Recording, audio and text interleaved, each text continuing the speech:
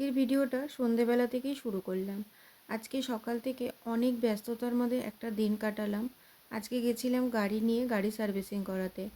তাই দেখো এখন হচ্ছে সন্ধেবেলা, প্রায় 6টা সাড়ে 6টা বাজে। মেয়েকে নিয়ে যাচ্ছি পড়তে দিতে ম্যামের বাড়িতে। আমি না প্রত্যেক বছর গাড়ি সার্ভিসিং করাই পুজোর আগে, তাই এবার পুজোর সময় আমার একদম সময় হয়ে ওঠেনি, তাই আজকেই নিয়ে গেছিলাম। তারপরে যাই হোক দেখো, এই যে ম্যামের বাড়িতে মেয়েকে দিয়ে দিলাম। কি অন্ধকার দেখো চারিদিক। ওকে দিয়ে আমি কিন্তু বাড়িতে চলে এসেছি। বাড়িতে এসে এই যে চা বসিয়েছি। আর এই চা খাওয়ার জন্য কিন্তু বাড়িতে এখন আমি ইদানিং খুব বকা খাচ্ছি। কেন বলো তো, প্রায় 4-5 বারের ওপরে চা খাই। আর চা খাওয়ার ফলে না আমার কি হচ্ছে, রাত্রেবেলা করে একদম ঘুম হচ্ছে না। এত চায়ের নেশা হয়েছে না, সারাদিনে মানে 6-7 বার চা খেলেও মনে হচ্ছে না যে চা খেয়েছি আমি। যাই হোক দেখো, চা করে নিলাম। এখন বসে একটু চা খাবো, তারপরে কিন্তু আবার মেয়েকে আনতে যাব।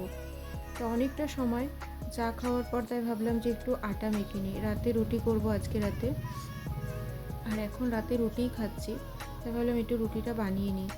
উষ্ণ দেখো, একটু গরম জল করে নিয়েছি আজকে। এই গরম জল দিয়ে রুটিটা বানালে না ভীষণ মানে সফট থাকে, রুটিটা অনেকক্ষণ ভালো থাকে। তাই দেখো রুটিটা বানিয়ে নিচ্ছিলাম, আটাটা মেখে নিচ্ছি আর কি। তারপরে হচ্ছে তোমার যাব মেয়েকে আনতে। আর এই যে চা খাওয়ার জন্য যেটা বলছিলাম, চা খেতে তো ভীষণ ভালোবাসি। আর কি করব বলো, কি করে ছাড়বো।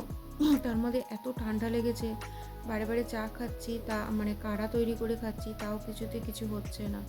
তারপরে যাই হোক দেখো, মেয়েকে মানে পড়া থেকে নিয়ে বাড়ি চলে আসলাম। তাই বললাম যে ওকেও খেতে দিয়ে দেবো, আর এদিকে আমি রুটিটাও করে নেবো। আজকে সারাদিন দুজনেরই অনেকটা পরিশ্রম গেছে। ও গেছিলো আমার সাথে গাড়ি সার্ভিসিং করাতে। তারপর আরও 2-1টা কাজ ছিল, সেগুলোও কমপ্লিট করলাম আজকে। কেননা সামনে ওর পরীক্ষা, তখন আর আমি একদম সময় পাবো না। কিছু ব্যাংকের কাজও ছিল, সেগুলোও করলাম। তারপরে এই যে রুটিটাও ভেজে নিচ্ছি, ওকে খেতে দিয়ে দিলাম। আর এদিকে হচ্ছে আমি রুটিটা ভেজে নিচ্ছি, কেননা আমিও খেয়ে নেবো। আমার খুব খিদে পেয়েছে, আর ঠান্ডা লেগেছে তো একদম ভালো লাগছে না। ভীষণ মানে বাচকটা না একদম লাল হয়ে আছে। তা দেখো আমি না এইভাবে একটা একটা করে রুটি ভাজি। ভালো মানে আমার সুবিধা মনে হয় এটাই। একসাথে না অনেকগুলো করে রুটি ভাজতে আমি পারি না। তা যাই হোক দেখো, রুটিগুলো ভেজে নিচ্ছি। আর মেয়েরও খাওয়া হয়ে গেছে, মেয়ে খেয়ে নিল।